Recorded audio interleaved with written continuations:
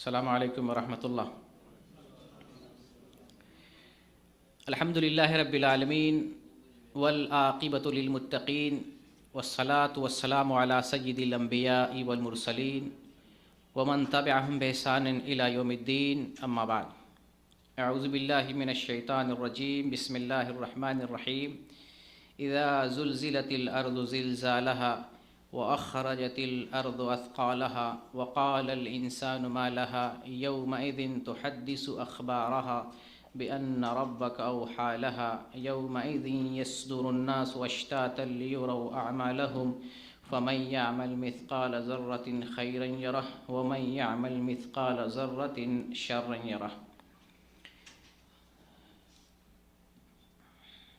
عزیز دوستو، پیارے بھائیوں اور میری ماں اور بہنوں،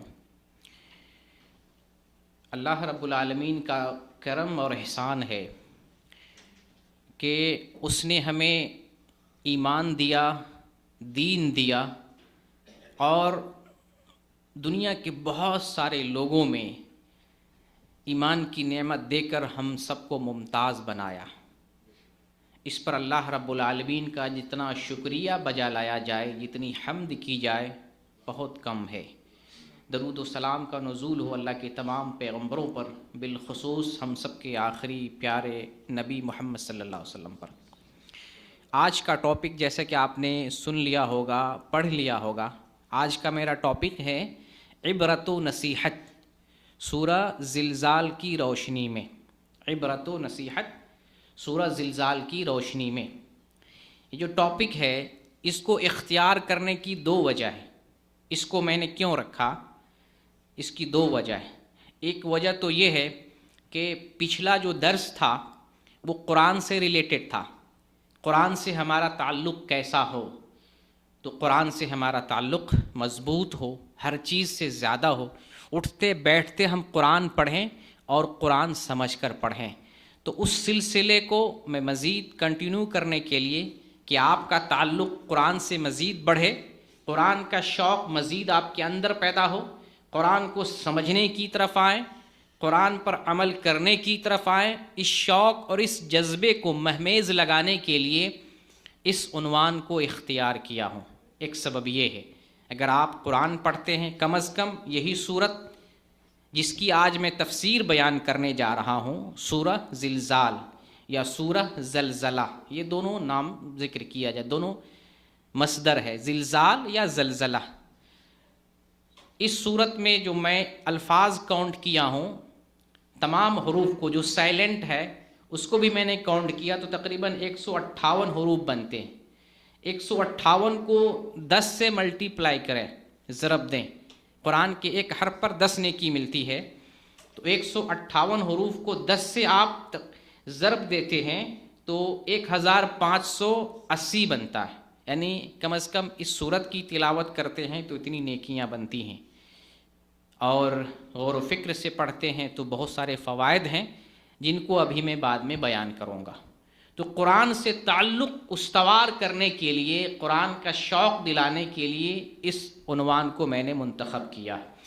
ایک دوسری وجہ یہ ہے کہ آج اس ٹائم ہمارے پاس اور پوری دنیا میں یہ خبر گردش کر رہی ہے کہ ترکی میں اور شام کے اندر زلزلہ آیا ہے۔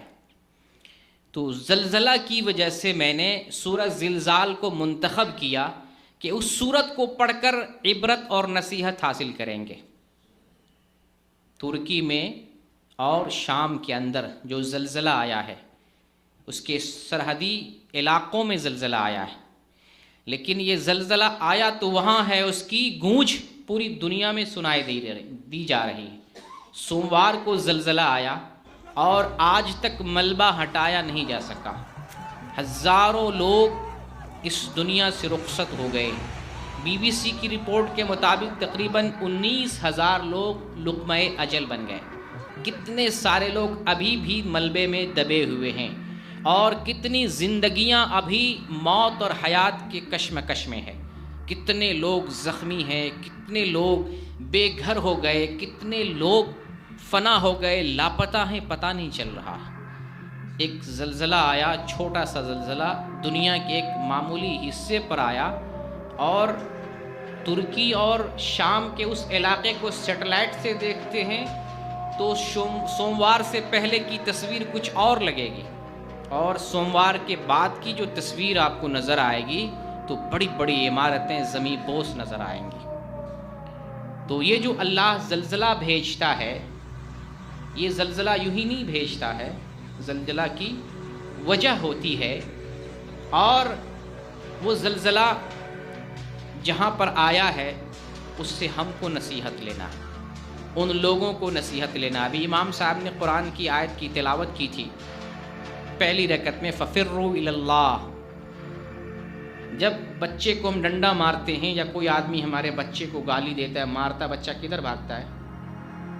ماں کی گود میں جاتا ہے، باپ کے پاس جاتا ہے، جو بچانے والا ہوتا ہے اس کے پاس جاتا ہے۔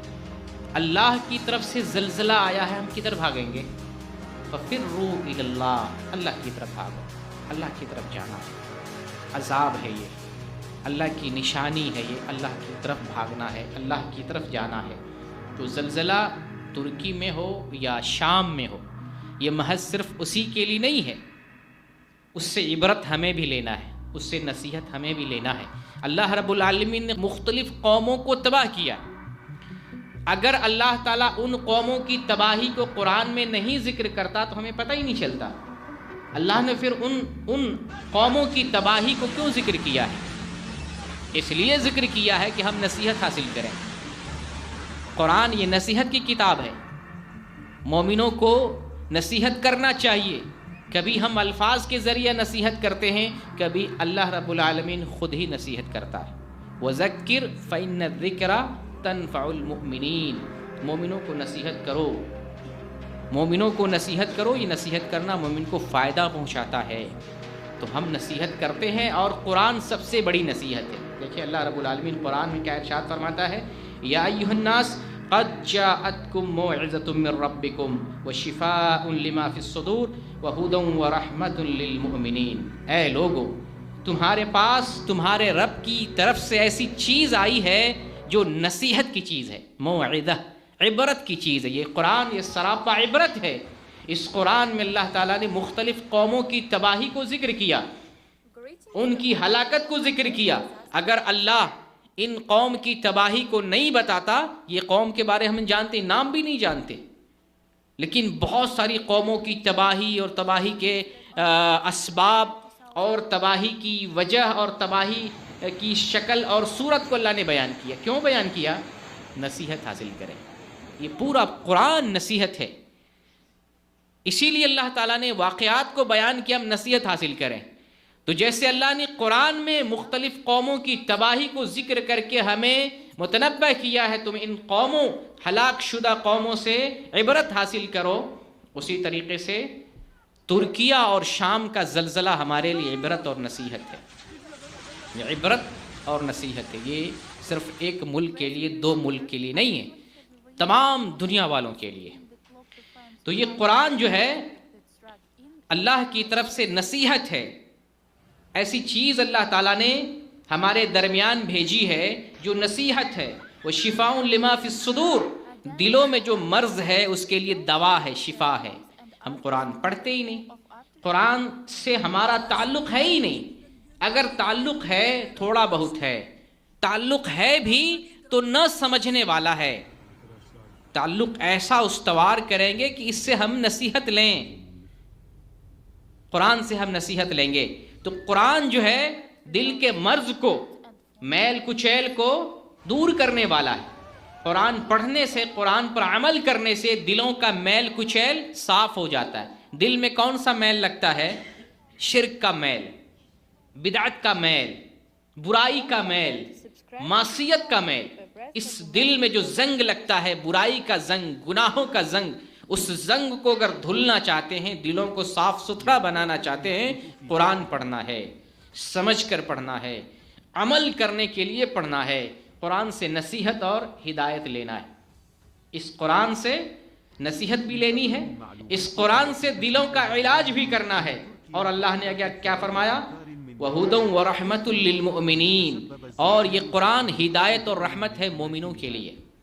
سبحان اللہ، اللہ رب العالمین نے ہمارے لیے ہدایت بھیجی ہے، ہمارے لیے رحمت بھیجی ہے۔ ہم جہاں ہدایت ہے وہاں سے ہدایت نہیں لیتے، جہاں رحمت ہے وہاں سے رحمت نہیں لیتے، رحمت کہیں اور تلاش کرتے ہیں۔ سکون تلاش کرنے کے لیے بہترین مکان بناتے ہیں، واٹر پروف بناتے ہیں، ایسا مکان گرمی میں ٹھنڈی محسوس ہو ایسا مکان بناتے ہیں، مختلف وسائل اختیار کرتے ہیں۔ جہاں ہدایت ہے، جہاں رحمت ہے، جہاں امن ہے، جہاں سکون ہے، جہاں نصیحت ہے، اس سے نصیحت نہیں لیتے۔ گھروں میں قرآن پڑا ہوا ہے، جالے لگے ہوئے ہیں، رکھے ہوئے ہیں، زمانہ ہو گیا کسی نے ہاتھ نہیں لگایا۔ گھروں کے برتن کو دیکھ لیں، پکا پکا کے کھا کھا کے برتن گھس جاتے ہیں، برتن بدلنا پڑتا ہے۔ سال 2 سال پر کتنے سارے گھر کے برتن ٹوٹ جاتے ہیں، بدلنے پڑتے ہیں۔ کیوں؟ استعمال زیادہ ہے، کھانا پینا زیادہ ہے۔ قرآن رکھا ہوا ہے، جہیز میں قرآن ملا، بیٹی کی شادی ہو رہی ہے، بہن کی شادی ہو رہی ہے، پوتا آ رہا ہے، پوتی آ رہی ہے، اس کے بعد جو ہے نواسے نواسیاں آ رہے ہیں، قرآن جوں کا توں اس جگہ، اس مکان میں، اس طاق میں اور اس جگہ پر رکھا ہوا ہے۔ اس کو اٹھا کے دیکھیں گے تو گرد و غبار پڑا ہوتا ہے، دھول جمی ہوتی ہے، تو قرآن کو اٹھاتے نہیں ہیں۔ یہ قرآن تو اس سے دلوں کا علاج ہو رہا ہے، اس سے سکون مل رہا ہے، اس سے نصیحت مل رہی ہے، اس سے ہدایت مل رہی ہے، اس سے رحمت مل رہی ہے، اور ہم اس سے ہدایت اور نصیحت نہیں لے رہے۔ اچھا، ایک سوال ہے، اس قرآن کو اللہ نے بتایا موعظہ، عبرت کی کتاب ہے، نصیحت کی کتاب ہے، اس کتاب سے بیماری دور ہوتی ہے، اس سے رحمت نصیب ہوتی ہے، ہدایت نصیب ہوتی ہے، پھر یہ ہدایت اور نصیحت کب ملے گی؟ ایک سوال ہے، جنرل سوال ہے، قرآن سے ہمیں نصیحت کب ملے گی؟ اس کا سمپل اور سادہ جواب یہ ہے، قرآن سمجھ کر پڑھتے ہیں، اس محفل میں بیٹھے ہر کسی کو ہدایت ملے گی، ہر کسی کو نصیحت ملے گی، رحمت ملے گی۔ جو قرآن کو سمجھ کر نہیں پڑھے گا، 1 کروڑ کی تعداد میں مسلمان قرآن پڑھے سمجھے نا، نصیحت نہیں ملے گی۔ 1 کروڑ میں کہہ رہا ہوں، صرف ہندوستان کی بات کر لیتے ہیں، کروڑ کی آبادی ہے، یعنی لگ بھگ 1.5 ارب کی آبادی ہندوستان میں، اس میں سے اگر 40 کروڑ مسلمان لے لیتے ہیں، 35 کروڑ، اگر بلا سمجھے یہ پورے مسلمان قرآن پڑھیں، کسی کو نصیحت نہیں ملے گی۔ ہاں، یہ اللہ نے اجر رکھا ہے، قرآن کی تلاوت سے اجر ملتا ہے، تو قرآن پڑھنے سے ہمیں اجر ملے گا، لیکن قرآن کا جو مقصد ہے، جس مقصد کے تحت رب العالمین نے اس کو ہمارے لیے بھیجا اور نازل کیا ہے، وہ مقصد تو پورا نہیں ہو رہا ہے۔ قرآن کو اصل سمجھ کر پڑھنا ہے، تدبر کے ساتھ، تفکر کے ساتھ۔ اگر قرآن کو سمجھ کر پڑھتے ہیں تو جس سورت کی میں ابھی بات کرنے جا رہا ہوں، سورہ زلزال کی، اسی سورت سے آپ کو بہت ساری نصیحت مل جائے گی، اسی سورت سے۔ سورہ زلزال کی بہت ساری جو ہے فضیلتیں بیان کی گئی ہیں۔ ایک فضیلت یہ بیان کی جاتی ہے کہ یہ نصف قرآن کے برابر ہے، لیکن یہ حدیث ضعیف ہے۔ سورہ زلزال کی فضیلت میں کوئی بھی صحیح حدیث نہیں ہے، لیکن یہ جو سورت ہے بہت عظیم ہے، 8 آیات پر مشتمل یہ عظیم سورت ہے۔ قرآن نصیحت ہے، قرآن ترغیب بھی دیتا ہے اور ڈراتا بھی ہے، قرآن ترغیب بھی دیتا ہے اور قرآن ڈراتا بھی ہے۔ جب آپ قرآن سمجھ کر پڑھتے ہیں، سب سے پہلے آپ کو ہدایت ملتی ہے، آپ کا عقیدہ مضبوط ہوتا ہے۔ لوگوں میں گمراہی کیوں ہے؟ لوگوں میں گمراہی اس لیے ہے کہ قرآن سمجھ کر نہیں پڑھتے۔ میں آپ کو ایک مثال سے یہ بات سمجھانا چاہ رہا ہوں، کیا آپ جزیرۃ العرب میں شرک پاتے ہیں؟ یہاں بدعت پاتے ہیں؟ نہیں پاتے ہیں۔ کیوں؟ اس لیے کہ یہ قرآن سمجھتے ہیں، قرآن سمجھ کر پڑھ رہے ہیں، عربی زبان میں پڑھتے ہیں، ان کو معنی اور مفہوم مطلب پتہ ہے، یہ قرآن میں کیا لکھا گیا ہے۔ شرک سے دوری ہے، شرک کی ممانعت ہے، اللہ کی بندگی میں کسی کو شریک نہیں کرنا ہے، کسی انسان کو سجدہ نہیں کرنا ہے، قبر کو سجدہ نہیں کرنا ہے، غیر اللہ کو پوجنا نہیں ہے، اللہ کو چھوڑ کے کسی اور سے دعا نہیں مانگنی ہے، ان کو معلوم ہے۔ اس لیے آپ جزیرۃ العرب کی اگر بات کریں، صرف سعودی عرب کی بات نہیں، دوسرے ممالک کی بھی، عرب کنٹری جتنی بھی ہے، گلف کنٹری تقریباً 21-22 کنٹری، آپ ان ممالک کے اندر وہ حال نہیں پائیں گے جو ہمارے ملکوں میں ہے۔ جگہ جگہ مزار، جگہ جگہ بے قبے اور قبروں پر جو ہے عمارتیں تعمیر ہیں، میلے ٹھیلے لگ رہے ہیں، وہاں دعائیں کی جا رہی ہیں، وہاں پر سجدہ کیا جا رہا ہے اور اس سے اولاد مانگی جا رہی ہے، اس کو سجدہ تک کیا جا رہا ہے، اسی کو خدا سمجھا جا رہا، اسی کو معبود سمجھا جا رہا۔ یہ جو قبر میں لیٹے ہوئے لوگ سمجھتے ہیں یہ ہمارے مشکل کشا ہیں، یہ ہمارے کام آنے والے ہیں، زلزلہ آیا نصیحت نہیں لے رہے۔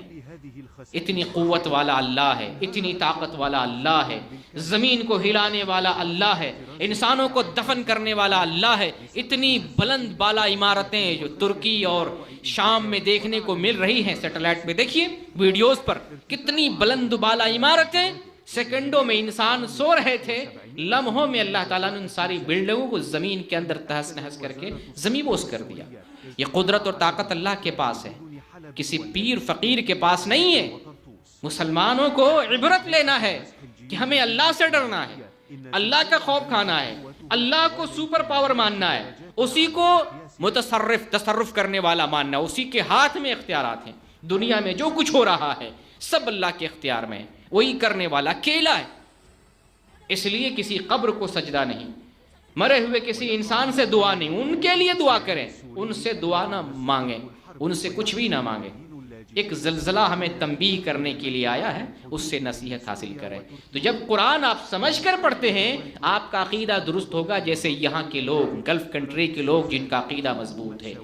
یہ کوئی دھاگے تعویذ دیکھتے ہیں ہندوستان اور پاکستان سے، جب آدمی دھاگا اور تعویذ لگا کے آتا ہے اور کوئی سعودی دیکھتا ہے یہ تعویذ لگائے ہوا، حیرت میں پڑ جاتا ہے، ارے تجھے ہو کیا گیا ہے، تم یہ گردن میں کیوں لٹکا رکھے ہو، تم نے ہاتھ میں یہ کیا باندھ رکھا ہے؟ تعجب ہوتا ہے ان لوگوں کو۔ ہمارے یہاں تو بچہ پیدا ہوتا ہے تعویذ لٹک جاتا ہے، شادی ہوتی ہے عورت کے کمر پہ، حمل ہوا تو اس کے کمر پہ، ہر موقع سے تعویذ، جبکہ یہ توکل کے خلاف ہے۔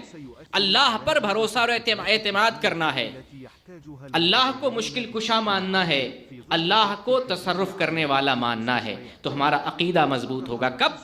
جب قرآن سمجھ کر پڑھیں گے۔ میرے بھائی قرآن کی طرف آئیں، قرآن سے تعلق جوڑیں، اور قرآن جب سمجھ کر پڑھتے ہیں سب سے پہلی چیز آپ کا عقیدہ مضبوط ہوگا، شرک نہیں کریں گے، پکے توحید والے ہوں گے۔ وہ کون سی طاقت تھی بلال رضی اللہ تعالیٰ عنہ جب مسلمان ہوئے، ایمان لائے، کتنی اذیت ناک تکلیف دی گئی، مارا کوٹا گیا، چٹائی میں لپیٹ کر دھواں دیا گیا، گرم پتھر بدن پر بھاری بھاری پتھر رکھ کر اسلام سے منحرف کرنے کی لاکھ کوششیں کی گئی۔ وہ عہد کہہ رہے تھے۔ عہد کیا مطلب ہوتا ہے عہد کا؟ اللہ ایک ہے، یہی توحید ہے، اللہ ایک ہے، اسی کی بندگی کی جائے گی، اس کے ساتھ کسی کو شریک نہیں کیا جائے گا۔ یہ عقیدہ آپ کو کہاں سے ملے گا؟ کسی اسٹیج جلسہ تقریر، کسی جو ہے علی ولی بابا، اس سب سے نہیں ملے گا، یہ قرآن سے ملے گا۔ قرآن سمجھ کر پڑھتے ہیں، پہلے نمبر پر آپ کا عقیدہ مضبوط ہوگا، بہترین عقیدہ توحید والا عقیدہ۔ اور قرآن سمجھ کر پڑھتے ہیں، یہ نصیحت کی کتاب ہے، نصیحت ملے گی، عبرت حاصل کریں گے۔ قرآن سمجھ کر پڑھتے ہیں، اللہ نے جو پیغام نازل کیا وہ پیغام معلوم ہوگا۔ کیا ہماری ضرورت نہیں ہے کہ ہم پیغام ربانی کو پڑھیں سمجھ کر؟ اللہ نے اس کتاب کو ہماری زندگی کے لیے نازل کیا ہے۔ اللہ نے اس دنیا میں ہمیں بنایا، بھیجا، اور اس دنیا میں ہمیں کیسے رہنا ہے، اس کیسے رہنے کے لیے کتاب میں لکھ کر ہمیں دیا۔ یہ کتاب لوگ کیسے رہنا ہے اس کتاب میں پڑھو سمجھو۔ تو افسوس کی بات ہے نا، ہم کو کیسے جینا ہے، زندگی گزارنا، ہم پڑھتے نہیں ہیں۔ یہ افسوس کی بات ہے، ہم زندگی گزار رہے بغیر سمجھے، بغیر قرآن سمجھے، بغیر اس بات کی پرواہ کیے کہ ہم کو زندگی کیسے گزارنی ہے، زندگی گزار رہے ہیں۔ تو جب قرآن سمجھ کر پڑھتے ہیں، اللہ کا پیغام ہمیں معلوم ہوگا، اللہ نے کیا حکم دیا ہے، اس پر عمل کریں گے، اللہ نے کن چیزوں سے منع کیا ہے اس سے رک جائیں گے۔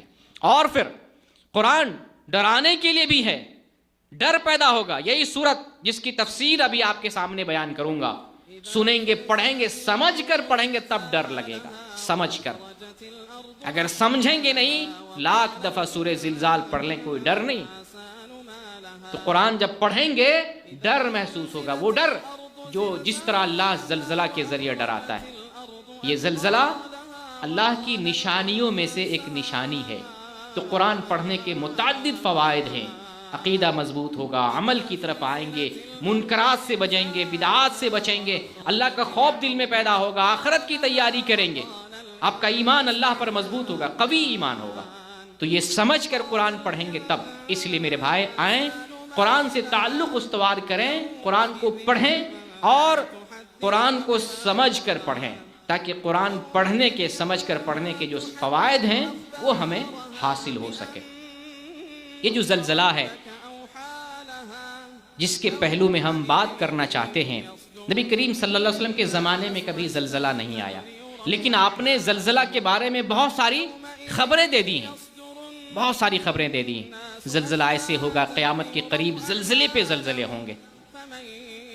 حضرت عمر رضی اللہ تعالیٰ عنہ کے زمانے میں زلزلہ آیا تھا، حضرت عمر کے زمانے میں، صحابہ کے زمانے میں آیا ہے. کوفہ میں بھی زلزلہ آیا. عبداللہ ابن مسعود رضی اللہ تعالیٰ عنہ زلزلہ دیکھ کر کہتے ہیں لوگو اللہ تم سے چاہتا ہے توبہ کرو، اس لیے تم اللہ کی طرف رجوع کرو اور توبہ کرو. ایک مرتبہ بصرہ میں ابن عباس رضی اللہ تعالی عنہما نے زلزلہ کی نماز پڑھی. کس طرح؟ نماز کسوف کی طرح، سورج گرہن کی نماز کی طرح. سورج گرہن اور چاند گرہن یہ اللہ کی نشانی میں سے ہے، یہ زلزلہ بھی اللہ کی نشانی میں سے ہے. ابن عباس رضی اللہ تعالیٰ عنہما نے زلزلہ کی نماز پڑھی تھی سورج گرہن کی طرح. سورج گرہن کی نماز جانتے ہیں؟ 2 رکعت نماز ہے، لمبی قرات کرنی ہے، اتنی دیر کرنی ہے قرات کہ جو گرہن لگا ہوا ہے ختم ہو جائے. 2 رکعت پڑھنی ہے، اس میں 4 رکوع کرنے ہیں، 4 سجدے کرنے ہیں. اس کے مخالف بھی کچھ روایتیں آئی ہیں، لیکن یہ بھی اس پر عمل عام طور سے ہوتا ہے. 4 رکوع کیے جاتے ہیں، 4 سجدے کیے جاتے ہیں. یہ زلزلہ جو ہے یہ اللہ کی نشانیوں میں سے ہے. اللہ زلزلہ بھیج کر ڈراتا ہے، نشانی بھیج کر ڈراتا ہے. بلکہ دیکھیں قرآن کی ایک آیت ہے، اللہ رب العالمین ارشاد فرماتا ہے وَمَا نُرْسِلُ بِالْآيَاتِ إِلَّا تَخْوِيفًا. ہم جب بھی کوئی نشانی بھیجتے ہیں تو اس سے لوگوں کو ڈراتے ہیں. تو زلزلہ بلا شبہ نشانیوں میں سے ہے. اللہ کی متعدد نشانیاں ہیں، اور نشانی جو ہوتی ہے جیسے اللہ نے سورج گرہن بھیجا، یہ عذاب ہے، یہ نشانی ہے. اس وقت کیا ہونا ہے؟ انسان کو ڈرنا ہے، ایمان کی طرف فَفِرُّوا إِلَى اللَّهِ، اللہ کی طرف بھاگ جانا ہے، اللہ پر توکل مضبوط کرنا ہے، اللہ پر ایمان مضبوط کرنا ہے. اور زلزلہ کی نماز پڑھ سکتے ہیں، جیسے صلاۃ الکسوف پڑھتے ہیں، صلاۃ خسوف پڑھتے ہیں، تو زلزلہ میں بھی نماز پڑھ سکتے ہیں صلاۃ کسوف یا خسوف کی طرح 2 رکعت نماز. اور اہم چیز یہ ہے کہ کثرت سے ہم توبہ کریں گے، کثرت سے دعا اور استغفار کریں گے، صدقہ و خیرات کریں گے، کیونکہ عذاب ہے. یہ عذاب ایک قوم پر آیا، ایک ملک پر آیا، یا ایک بستی میں، ایک خطے میں آیا، صرف اسی کے لیے نہیں ہے، یہ ساری انسانیت کو متنبہ کرنے کے لیے اللہ کی طرف سے عذاب ہے. تو جب اللہ عذاب بھیجتا ہے اس وقت مشروع یہ ہے مسلمانوں کے لیے اللہ کی طرف آئے، اللہ کی بندگی کرے، اللہ کی طرف رجوع کرے، اللہ سے توبہ استغفار کرے، کثرت کے ساتھ توبہ استغفار کرے، اپنے گناہوں کی معافی مانگے، اللہ پر توکل اور ایمان کو مضبوط کرے. دیکھیں زلزلہ زمین کو ہلا کر رکھ دیا، کتنے گھر مسمار ہو گئے، کتنی زندگیاں آن کی آن میں اس دنیا سے فنا ہو گئی. ہنستا کھیلتا انسان، ہستی کھیلتی بستی، لہلہاتی چہچہاتی عمارتیں زمیں بوس ہو گئیں. اتنی بلند بالا عمارتیں جس کو بلڈوزر سے توڑنے کے لیے کتنے دن لگتے، انسانوں کو تہس نہس کرنے میں کتنے دن لگتے. اتنے صرف انسانوں کو اگر مارا جاتا بہت مشکل سے اتنے انسان ختم ہوتے. انسان سویا ہوا تھا، نیند میں اللہ تعالیٰ نے کچھ دیر کے لیے زلزلہ بھیجا اور ہزاروں کی تعداد میں لوگ اس صفحے ہستی سے مٹ گئے، زمین تہس نہس ہو گئی. اور کتنے سارے لوگ ابھی بھی زندگی اور موت کی جو ہے کشمکش میں پڑے ہوئے ہیں. تو یہ جو زلزلہ آتا ہے ڈرانے کے لیے ہم کو خوف کھانا ہے، ہم کو نصیحت لینی ہے. اور الحمدللہ قرآن پڑھتے ہیں، جیسے قرآن کی بات ہو رہی، قرآن سمجھ کر پڑھتے ہیں، آپ کی توحید مضبوط ہوگی، آپ کا ایمان مضبوط ہوگا. آپ اچھے ایمان والے، سچے ایمان والے، پکے ایمان والے ہیں. آپ کو بشارت سناتا ہوں زلزلہ کے موقع سے. نبی کریم صلی اللہ علیہ وسلم ارشاد فرماتے ہیں، ابو داؤد کی حدیث ہے 4278 نمبر کی، شیخ البانی نے اس حدیث کو صحیح قرار دیا ہے، امتی ہذہ امت مرحومہ، لیس علیہا عذاب فی الآخرہ عذابها فی الدنیا الفتن والزلازل والقتل. یہ جو امت ہے امت محمدیہ، اس امت پر اللہ کی رحمت ہے، اس امت پر اللہ کی رحمت ہے. لیس علیہ عذاب فی الآخرہ، اس امت پر آخرت میں عذاب نہیں ہے.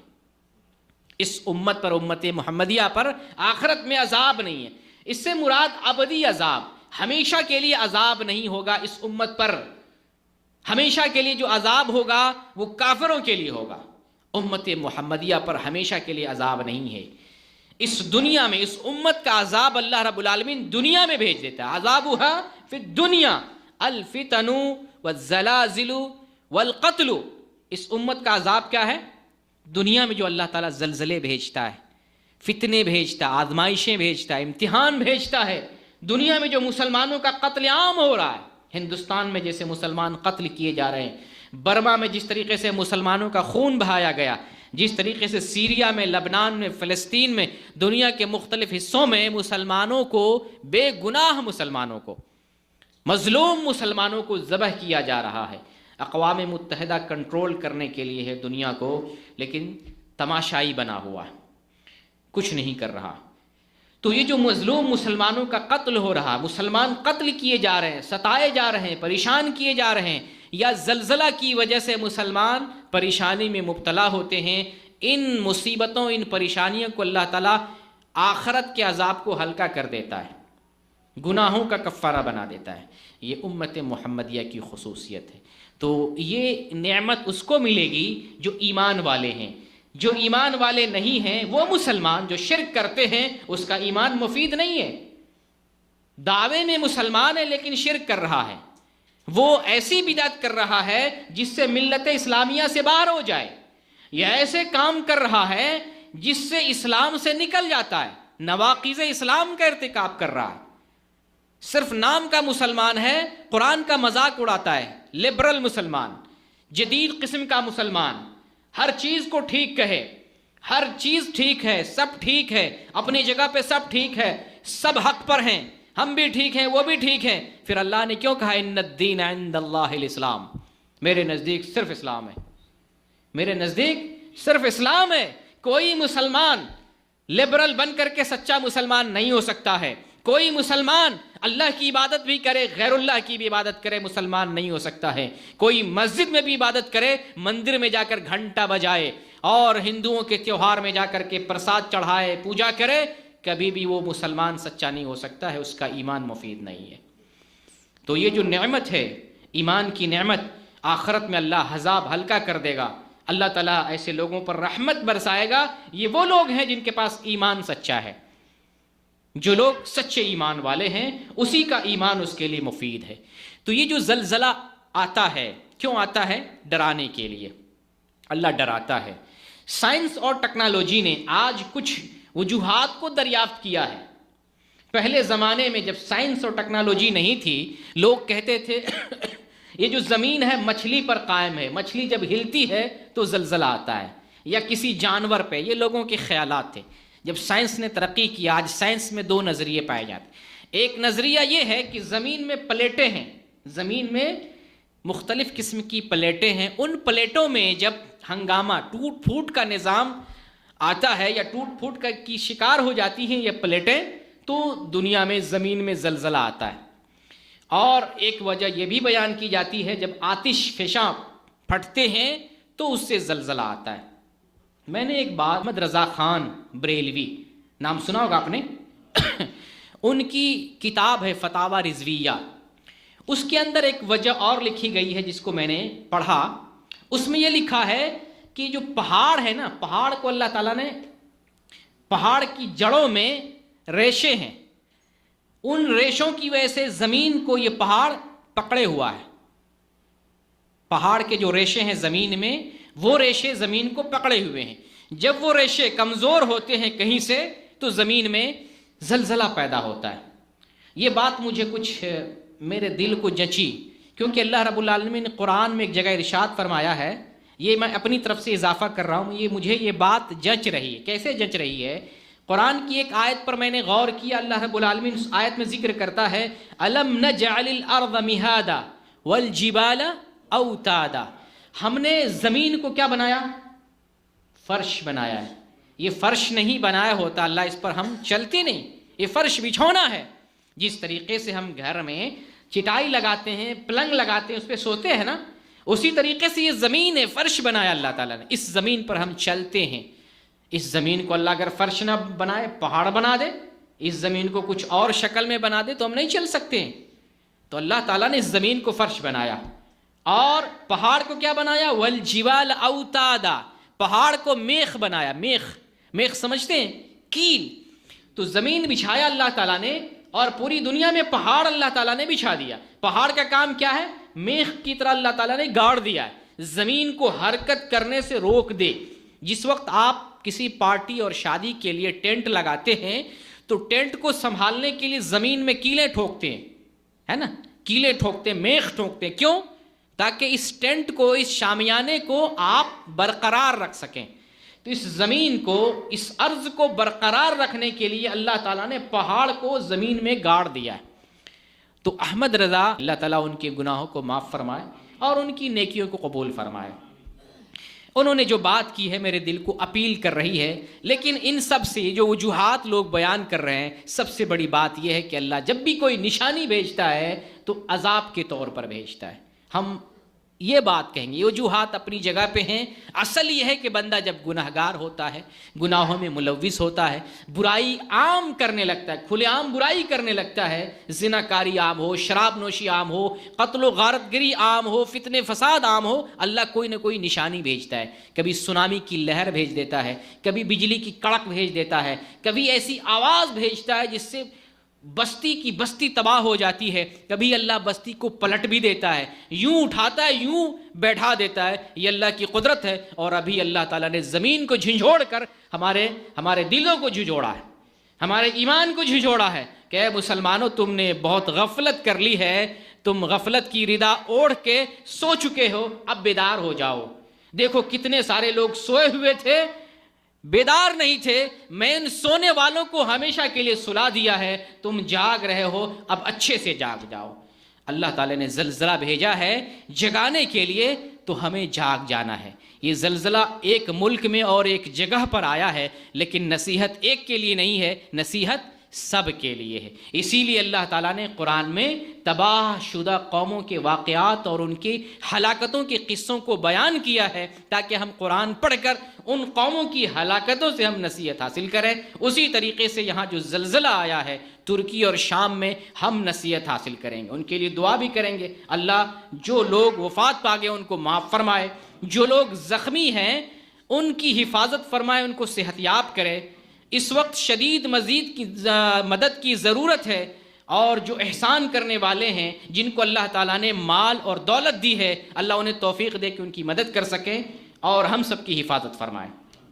آئیے اب آتے ہیں سورہ زلزال کی طرف، اور اس سورت کو پڑھتے ہیں، سمجھ کر پڑھتے ہیں، کیونکہ ہم آپ کا قرآن سے تعلق ایسا استوار کرنا چاہتے ہیں کہ قرآن سمجھ کر پڑھیں. قرآن نصیحت کی کتاب ہے، قرآن شفا کی کتاب ہے، قرآن ہدایت کی کتاب ہے، رحمت کی کتاب ہے. یہ سارے فوائد قرآن سے اس وقت ہمیں حاصل ہوں گے جب ہم قرآن سمجھ کر پڑھیں گے. قرآن اگر سمجھ کر نہیں پڑھتے ہیں، لاکھ مرتبہ قرآن ختم کر لیں، کوئی فرق نہیں پڑے گا، کوئی فائدہ نہیں ہوگا. چلیں ہم قرآن شروع کرتے ہیں، قرآن کی اس سورت کی تلاوت کرتے ہیں اور قرآن سے نصیحت حاصل کرنے کی کوشش کرتے ہیں. اعوذ باللہ من الشیطان الرجیم، بسم اللہ الرحمن الرحیم. اذا زلزلت الارض زلزالہا، جب زمین پورے طور پر جھنجھوڑ دی جائے گی. یہ سورہ زلزال کی پہلی آیت. اس سورت میں 8 آیتیں ہیں، اور یہ سورت مکی ہے یا مدنی ہے، اس میں اختلاف ہے، لیکن علماء نے راجح کہا ہے کہ یہ مکی سورت ہے. لیکن قرآن میں آپ دیکھیں گے تو مدنی سورت کی فہرست میں اسے درج کیا گیا ہے. لیکن راجح علماء کے اقوال کی روشنی میں یہ مکی سورت ہے، اس لیے کہ اس میں قیامت کا تذکرہ ہے، ہولناک اور شدت اور قیامت کا تذکرہ. اذا زلزلت الارض زلزالہا، جب زمین پوری طرح جھنجھوڑ دی جائے گی. زمین کب جھنجھوڑی جائے گی؟ نبی صلی اللہ علیہ وسلم کا فرمان ہے، صحیح مسلم کی غالباً روایت ہے، اس میں آپ نے فرمایا ہے کہ جب تک دنیا میں 10 نشانیاں ظاہر نہ ہو جائیں قیامت نہیں آئیں گی. ان 10 نشانیوں میں سے 3 چیزیں ہیں کہ 3 علاقوں میں زمین کو دھسا دیا جائے گا۔ یہ زمین کا دھسانا، اس سے مراد کیا ہے؟ زلزلے آئیں گے۔ جب تک قیامت قائم ہوگی اس سے پہلے دنیا میں بڑے پیمانے پر 3 قسم کے زلزلے آئیں گے، 3 زلزلے آئیں گے، اور اس سے پہلے تو کثرت کے ساتھ زلزلے ہوں گے ہی۔ یہ قیامت کی نشانیوں میں سے ہے کہ قیامت کے قریب بکثرت زلزلے ہوں گے، یہ قیامت کی نشانیوں میں سے ہے۔ اور ایک دوسری حدیث یہ ہے کہ قیامت اس وقت تک قائم نہیں ہوگی جب تک 3 جگہوں سے زمین کو دھسا نہ دیا جائے۔ یہ دھسانا ایمان کو بڑھانے کے لیے، کہ اس چیز کو پڑھ کے، اس حدیث ہی کو پڑھ کے ہمیں اپنا ایمان تازہ کر لینا چاہیے، چاہے ہم اس زلزلے کو دیکھ سکیں یا نہ دیکھ سکیں۔ یہ نبی کی خبر ہے، نبی کی پیشین گوئی ہے، اسے پڑھ کر ہی ہمیں اپنا ایمان مضبوط کر لینا چاہیے، اپنی اصلاح کر لینی چاہیے کہ زلزلے آئیں گے، اور زلزلہ عذاب ہے متنبہ کرنے کے لیے، ڈرانے، دھمکانے اور انسان کو خبردار کرنے کے لیے آتا ہے۔ تو اذا زلزلت الارض زلزالہا، یہ کلمات پر آپ غور کریں، اذا زلزلت الارض زلزالہا، یہ سب جو ہے معروف، اذا من جب، زلزلت زلزلہ پیدا کر دی جائے، الارض زمین، زلزال یہ زلزلہ کے معنی میں، زلزلہ سے یہ مصدر ہے، زلزالا و زلزلتن یہ مصدر ہے۔ جب زمین پوری طرح جھنجھوڑ دی جائے، جھنجھوڑ دی جائے گی، یہ کب ہوگا ایسا؟ علماء نے اس میں جو ہے یہ ذکر کیا ہے کہ یہ جو زلزلہ ہے قیامت کے قریب والا زلزلہ ہے، یعنی قیامت والا زلزلہ۔ ایک تو زلزلہ قیامت سے پہلے آئے گا جو 3 قسم کے زلزلے ہوں گے، وہ نہیں ہے یہ کون سا زلزلہ ہے؟ قیامت والا زلزلہ ہے۔ قرآن میں مختلف جگہ پہ اس زلزلے کا ذکر ہے، اور زمین کیسے ہلائی جائے گی اس کو بھی اللہ تعالیٰ نے کئی جگہ پر مختلف پیرائے اور انداز میں بیان کیا ہے۔ جیسے اللہ تعالیٰ نے ایک جگہ ذکر کیا کلا اذا دکت الارض دکن دکا، جس دن زمین ریزہ ریزہ کر دی جائے گی، کوٹ کر چورا چورا اور ریزہ ریزہ کر دی جائے گی، دکن دکا۔ تو یہ جو زلزلہ ہے اور آج کا زلزلہ ہے، دونوں میں بہت ڈفرنس ہے۔ آج زمین کے معمولی حصے پر زلزلہ آیا ہے۔ کتنے حصے پر؟ شام اور ترکی کے ساحلی وہ بارڈر والے ایریا پر، سرحدی علاقوں پر۔ یہ جو زلزلہ ہے علاقائی نہیں ہے، یہ عالمی زلزلہ ہے، پوری دنیا میں زلزلہ آئے گا، پوری دنیا کی زمین تباہ کر دی جائے گی۔ اور یہ شدید قسم کا جو زلزلہ ہے یہ پہلے نفخے کی بات نہیں ہے، پہلے قیامت تو زلزلہ ہے ہی، آپ سمجھ رہے ہیں قیامت کیا ہے؟ زلزلہ ہے۔ اسرافیل علیہ السلام ہاتھ میں سور لیے، منہ میں لگائے، اللہ کے حکم کے انتظار کر رہے ہیں۔ اللہ کا حکم ہے اسرافیل سور پھونک دو، اسرافیل علیہ السلام سور پھونک دیں گے اور زمین میں زلزلہ آ جائے گا۔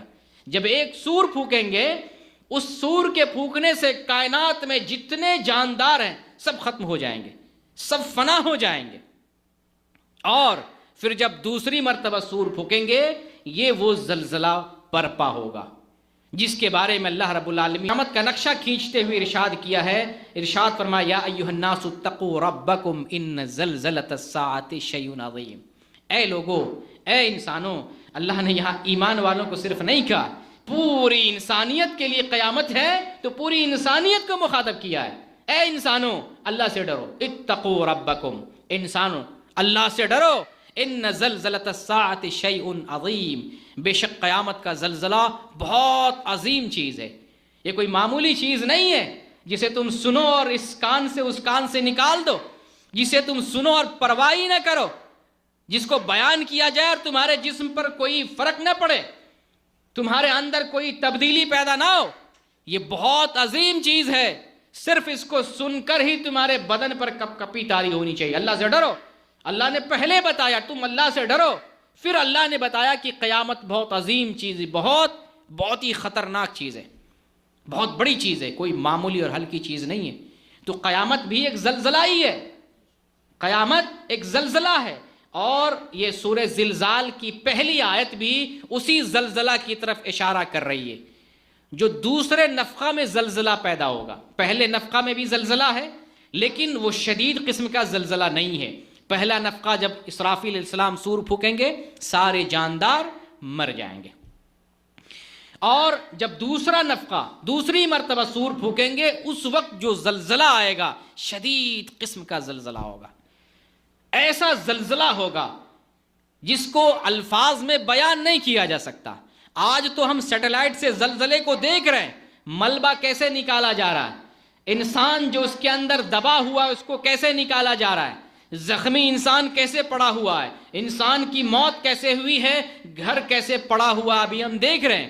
لیکن دوسرے نفخہ پہ جو زلزلہ ہوگا، اس زلزلہ کا منظر یہ ہے کہ اللہ رب العالمین زمین کو ریزہ ریزہ کر دے گا، پوری زمین کو ریزہ ریزہ کر دے گا، آسمان کو اللہ تعالیٰ تانبے کی طرح پگھلا دے گا، پہاڑوں کو دھنے ہوئے روئی کی طرح کر دے گا۔ یہ پہاڑ جس پہ ہم چڑھ نہیں پاتے ہیں، جس پر چڑھنے والا بہادر انسان مانا جاتا ہے، ماؤنٹ ایوریسٹ پہ فلاں آدمی چڑھنے والا، ہر کوئی نہیں چڑھ پاتا، بہادر جانباز کوئی ایک چڑھ پاتا ہے ہزاروں اور لاکھوں میں۔ وہ پہاڑ دھنی ہوئی روئی کی طرح بنا دیا جائے گا، یہ زمین ریزہ ریزہ بنا دی جائے گی، یہاں تک کہ کوئی فرق نہیں رہے گا۔ سمندر، بڑی بڑی عمارتیں، بڑے بڑے پہاڑ، انسان، سارے کچھ تہس نہس ملیا میٹ زمین کو اللہ تعالیٰ الٹ پلٹ کر سمتل اور ہموار بنا دے گا۔ پھر ایک آگ یمن کی طرف سے نکلے گی اور وہ آگ سب کو لے جا کر محشر میں جمع کر دے گی۔ یہ ہے دوسرا نفخہ، اور اسی زلزلے کی یہاں بات کی جا رہی ہے۔ بہت شدید قسم کا زلزلہ ہے۔ اس زلزلے سے ذرا اس زلزلہ کو یاد کرتے ہیں، اپنا ایمان تازہ کرتے ہیں، نصیحت حاصل کرتے ہیں کہ اس وقت کون آدمی کس حال میں ہوگا، کس صورت میں ہوگا، کس شکل میں ہوگا، کیسا ہوگا، کس حالت میں ہوگا۔ کام آئے گا تو عمل کام آئے گا۔ تو آج کا جو چھوٹا سا زلزلہ ہے، کہنے کے لیے چھوٹا ہے لیکن ہے واقعتاً بڑا زلزلہ ہے۔ یہ 7.9 کی شدت سے زلزلہ آیا ہے اور 20,000 سے زیادہ لوگ ختم ہو چکے ہیں۔ ابھی بھی کتنے ہزار کی تعداد میں لوگ زندگی اور موت کی جنگ لڑ رہے ہیں، پتہ نہیں اس میں سے کتنا بچے نہ بچے۔ اور پھر ٹھنڈی کا موسم ہے، جو بچے ہوئے ہیں وہ بھی کھلے آسمان کے نیچے ہیں، ٹھنڈی سے کتنے لوگ مر جائیں گے۔ ایک زلزلہ آیا اور ہزاروں جانیں تباہ ہو گئیں، ہزاروں مکانات تباہ ہو گئے، ہزاروں جانور، مخلوق، ہزاروں چیزیں، دولت کی دولت تباہ ہو گئی، کمپنی کی کمپنی تباہ ہو گئی، سامان کی سامان، جتنی چیزیں تھی ساری چیزیں تباہ ہو گئیں کچھ لمحے، کچھ سیکنڈ میں۔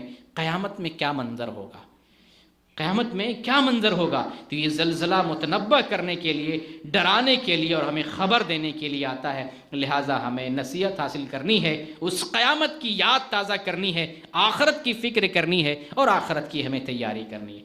یہ قرآن کی پہلی آیت تھی۔ اللہ رب العالمین آگے ارشاد فرماتا ہے وَأَخْرَجَتِ الْأَرْضُ أَثْقَالَهَا، اور زمین اپنے بوجھوں کو نکال دے گی۔ 3 الفاظ اس میں، اخرجت نکالنا، الارض زمین، اسقال بوجھ کو کہتے ہیں، بہت سارے بوجھ، ثقل کی جمع ہے، بوجھ جیسے ہمارے بدن پہ یہ چیز بوجھ ہے نا، لگاتے ہیں تو ستر زینت خوبصورتی کے لیے، حقیقت میں ایک بوجھ ہے، اگر اس کی ضرورت نہیں ہوتی تو ہم نہیں پہنتے۔ اللہ تعالیٰ اگر شرمگاہ اور چھپانے کی چیزیں نہیں دیتا تو ہو سکتا ہم لباس نہیں لگاتے، تو ہم یہ ستر، یا اگر اپنے بدن پر کچھ گٹھری لے لیں، بیگ لے لیں، یہ بوجھ ہیں۔ تو زمین اپنے بوجھ کو نکال پھینکے گی۔ 3 قسم کے بوجھ کو زمین نکال کر پھینکے گی۔ کتنے قسم کے؟ 3 قسم کے۔ ذرا غور سے سنیں اور نصیحت، چونکہ ہمیں عبرت اور نصیحت حاصل کرنی ہے، ذرا نصیحت حاصل کریں۔ پہلا قسم کا بوجھ وہ ہوگا جو زمین میں جتنے قسم کے معدنیات ہیں، خزانے ہیں، زمین سارے خزانے کو اگل دے گی، بار کر دے گی، جھنجھوڑ دے گا اللہ زمین کو، جھنجھوڑ۔ بتائیے کتنی شدت کا زلزلہ ہے، کتنی شدت کا زلزلہ ہے کہ زمین کے سارے دفینے باہر آ جائیں گے، جتنے بھی سیال مادے ہیں یا خام مادے ہیں، زر ہے، اسی طریقے سے سونے، چاندی، میٹیریل، لوہا، تانبا، پیتل، پیٹرولیم پدارتھ، جتنی چیزیں ہیں، یہ زمین سب کو نیچے سے اوپر کر دے گی۔ پھر اللہ کی قدرت کا اندازہ لگائیں، اللہ کس قدرت سے، کس طاقت سے، کس قوت سے زمین کو ہلائے گا کہ اپنے سارے مواد کو، خزانے کو باہر کر دے گی۔ یہ ایک بوجھ ہے زمین کا جس کو زمین باہر کر رہی ہے۔ ایک بوجھ زمین وہ باہر کر رہی ہے جو آدم علیہ السلام سے لے کر قیامت تک لوگ دفن کیے گئے قبروں میں مدفون ہے، زمین سب کو نکال پھینکے گی۔ یہ اللہ کی قدرت ہے۔ کوئی کہاں دفن ہوا، کوئی کہاں دفن ہوا، کسی کی باڈی کہاں گئی، کسی کی باڈی چیل کوے نے کھایا، کسی کو جلایا گیا، کسی کو مارا گیا، کسی کو ملبے میں دبایا گیا، کسی کو منجنیق سے پھینکا گیا، کسی کو سمندر میں پھینکا گیا۔ کس طرح سے انسانیت کو قتل کیا گیا ہے، انسانیت کو مارا گیا ہے، دفن کیا گیا ہے۔ مختلف قوموں میں انسانوں کو گاڑنے کا، دفن کرنے کا، جلانے کا اور انتم سنسکار کا مختلف طریقہ رائج ہے۔ کہاں کہاں انسان ہے۔ اللہ تمام ہڈیوں کو، تمام انسانوں کو، تمام شکلوں کو، تمام جسموں کو زندہ کر دے گا، قبروں سے یہ سب لوگ زندہ اٹھ کھڑے ہو جائیں گے۔ یہ اللہ کی قدرت ہے۔ یہ دوسرا بوجھ ہے۔ اللہ کی قدرت دیکھیں۔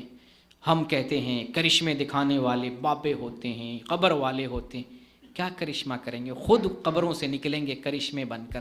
اللہ کرشمہ دکھائے گا، ان کو قبروں سے نکالے گا۔ یہ کیا کرشمے دکھائیں گے؟ اللہ زندگی دیا ہمیں، ہم مر کر کے مٹی میں چلے جاتے ہیں۔ ہمارے اندر کیا کرشمے ہیں؟ اگر خود ہم اپنے جسم کو نہیں بچا سکتے ہیں تو پھر دوسروں کو کیا بچائیں گے؟ کتنی عقل ماری گئی لوگوں کو۔ ہم کہتے ہیں یہ قبر والے ہمیں بچاتے، ہمیں اولاد دیتے، یہ اپنے آپ کو نہیں بچا سکے، ہمیں کیا بچائیں گے؟ اگر یہ کسی کو بچا سکتے تھے تو خود کو بچاتے۔ اگر کوئی بھی انسان کسی کو اگر بچا سکتا ہے، کسی کی زندگی کی حفاظت کر سکتا ہے، وہ اپنی حفاظت آپ پہلے کرے گا، پھر کسی کی حفاظت کرے گا۔ اس لیے میرے بھائی، جو وفات پا گئے وہ کچھ ہمیں دے نہیں سکتے ہیں۔ ہم چاہیں تو ان کو نیکی پہنچا سکتے ہیں، ثواب پہنچا سکتے ہیں، ہم چاہیں تو، لیکن وہ ہمیں کچھ بھی نہیں کر سکتے ہیں۔ نبی کا فرمان ہے اذا مات الانسان انقطع عنه عمله الا من ثلاث الا من صدقة جاریة او علم ينتفع به او ولد صالح يدعو له۔ جب انسان مر جاتا ہے اس کا عمل ختم ہو جاتا ہے، بند ہو جاتا ہے، کچھ بھی نہیں کر سکتا۔ یہی وجہ ہے کہ جب جنازہ زمین پر پڑا ہو، تابوت پر رکھا ہو، نہ خود سے غسل کر سکتا ہے، نہ کفن پہن سکتا ہے، نہ کھڑا ہو سکتا ہے، نہ چل سکتا ہے، نہ قبرستان جا سکتا ہے، نہ قبر کھود سکتا ہے، نہ قبر میں لیٹ سکتا ہے، نہ اپنے اوپر مٹی لے سکتا۔ یہ سارے کون کرنے والے ہیں؟ سب اس کے دوست یار، گھر والے، بستی والے، محلے والے، کنبے قبیلے والے۔ ایک مجبور انسان دنیا سے چلا گیا، اپنی مدد آپ نہیں کر پا رہا ہے۔ مرنے کے بعد اس کا سلسلہ، عمل کا سلسلہ ختم۔ عمل جو بھی ہو، سننا ہو، چلنا ہو، بولنا ہو، کھانا ہو، پینا ہو، مدد کرنا ہو، جو بھی عمل، جس ٹائپ کا کام، سب بند۔ یہ نبی کا فرمان ہے، صحیح مسلم کی حدیث ہے۔ سوائے 3 چیزوں کے، 3 عملوں کے اس کو فائدہ ملتا ہے۔ جب صدقہ جاریہ کرتا ہے، مرنے کے بعد بھی ثواب ملتا ہے۔ جب جو ہے نیک عمل کرتا ہے یا نیکی کا ایسا علمی کام کر کے دنیا میں گیا ہوتا ہے، اس کے علم کا ثواب ملتا ہے۔ یا صدقہ جاریہ کوئی کیا ہو، یا نیک لڑکا چھوڑ کے گیا ہو، نیک لڑکا جب دعا کرتا ہے تو اس کو ثواب ملتا ہے۔ لیکن مرنے کے بعد عمل ختم، کہانی ختم۔